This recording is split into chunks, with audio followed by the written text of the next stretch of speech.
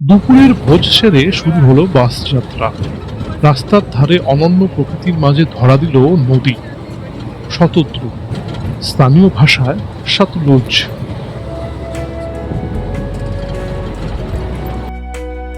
হিমবাহ থেকে তৈরি হয়ে পাহাড় বেয়ে আপন খেয়ালে বয়ে চলেছে নদী, প্রাকৃতিক উপায়ে সৃষ্ট।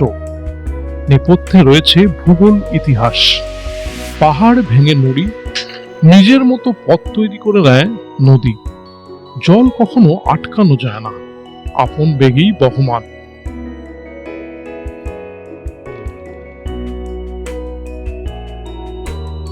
হিমালয়ের কোলে বয়ে চলা শতদ্রু অপরূপ।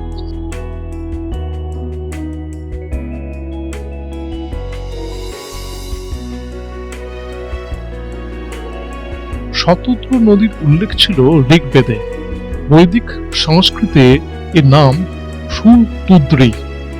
সময়ের সঙ্গে নাম হলো শতদ্রু, অপভ্রংশ হয়ে সতলুজ বা সুতলেজ। এর উৎস তিব্বতের রাক্ষসতাল হ্রদের কাছে। সেখান থেকে লাংকেন জাংবো, এটা তিব্বতী নাম, বা এলিফ্যান্ট নদী। এটি প্রথমে পশ্চিম উত্তর পশ্চিমে 260 কিলোমিটার প্রবাহিত। সীমান্তের শিবকি লা পাস পার হয়ে হিমাচল প্রদেশে প্রবেশ করে। এরপর এটি পশ্চিমে দক্ষিণ পশ্চিমে প্রায় 360 কিলোমিটার প্রবাহিত হয়।